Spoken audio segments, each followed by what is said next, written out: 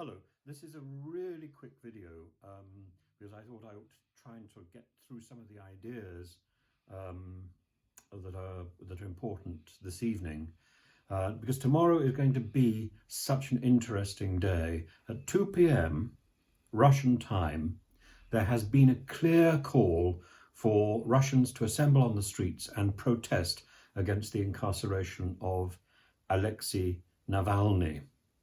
Now, clearly, this is not something that the Kremlin wants. Today, for example, Navalny's press secretary, was arrested and tried in a court case that lasted just under 4 minutes. She's been jailed for 9 days for promoting the protests tomorrow. Navalny, meanwhile, is in a prison that was opened in 1945.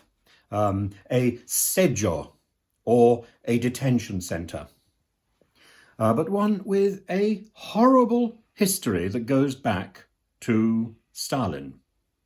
This was a place, incidentally, that was formerly used to house violent criminals. At the same time, he has put out a film, nearly 2 hours worth of a film about Putin's alleged corruption. And he promises there are more of these films to come.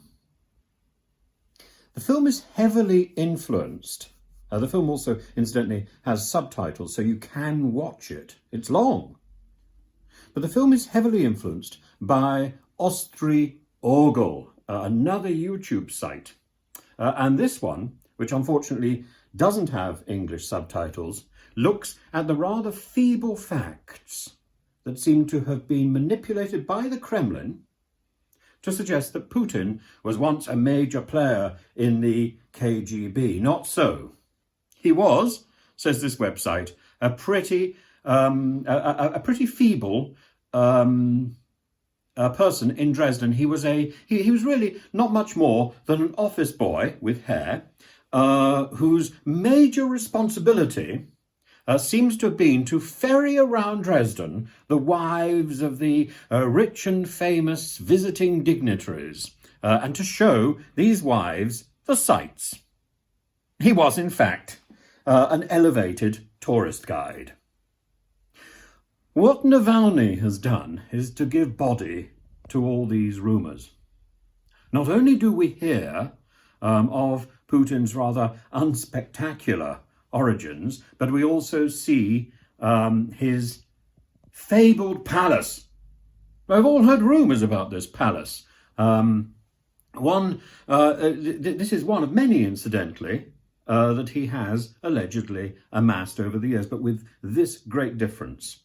This one, on the edge of the Black Sea, within spitting distance of the newly annexed Crimea, is valued at something over $1 billion and has been paid for by the shady oligarchs that surrounded the Kremlin and have done so ever since Mikhail Khodorkovsky propelled Putin into power.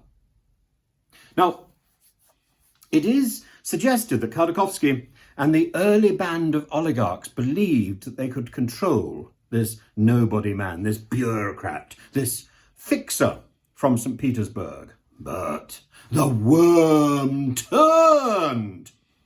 Those oligarchs who can be controlled are pouring cash into Putin's pocket, while those who can't be controlled are now in exile, or, like Boris Nemtsov, have died in mysterious circumstances. Boris Nemtsov was the fellow who died on the bridge. So the question really is, who is Navalny? Who, apart from the wine merchant Chikvakin in London, is actually bankrolling him? And why has this efficient and frankly terrifying regime in the Kremlin failed utterly to silence Navalny? In fact, I would argue that rather than silencing Navalny, the Novichok affair has propelled him into international stardom. He has gone from being one of many bloggers to criticize the Putin regime to being a genuine political contender with weight in the international sphere. But we know nothing of his policies. I hope that one of these promised videos that should be coming out in the next few days will tell us what would be Navalny's policies should he become the next president of Russia. And I think this is something that Russians are longing to hear, because Navalny really, his fame, his reputation, his stardom is very much outside Russia. We have to wait and see tomorrow whether or not this is also present in Russia itself, or whether people are sort of slightly indifferent to him. You know, people in Russia accept that there is corruption. So revealing corruption in the Kremlin is not really news. The Navalny issue raises many questions, probably more questions than it tries to answer, with one exception. It makes it pretty clear that Putin is a rogue. And everything that the Russian regime in the Kremlin is doing at the moment to silence Navalny proves that point.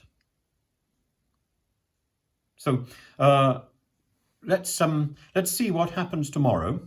I shall be watching with bated breath. I shall be really interested to see will the people come out onto the streets and what will happen, because we don't want a riot. Will they be provoked? You know, it's a dangerous situation and it's a dangerous precedent to call people out to protest in this way. We've seen only very recently how that can go radically wrong. We've also seen, and I think this is a telling point, we've also seen a great achievement, really, from a politician who had only criticism to offer. And who am I talking about there? I'm talking about our own Nigel Farage, because Nigel Farage's message was not about what we can do once we've got Brexit. Nigel Farage's message really was about how bad Europe was. In some ways, Navalny has a similarly negative message, and I think if he's going to succeed, he needs to put meat on these bones, and we need to wait to see what will happen. So I think it's going to be a very interesting day tomorrow. By the way, do subscribe. Do subscribe to this channel. Come back and see what else we're talking about. I'm doing some writing at the moment. Some of it's being published in other countries, but I will try and blog myself. I've not been very good as a blogger recently, but if you want to look at the blog, that's under animate-tim.com, and I look forward to seeing you there too. So, bye-bye.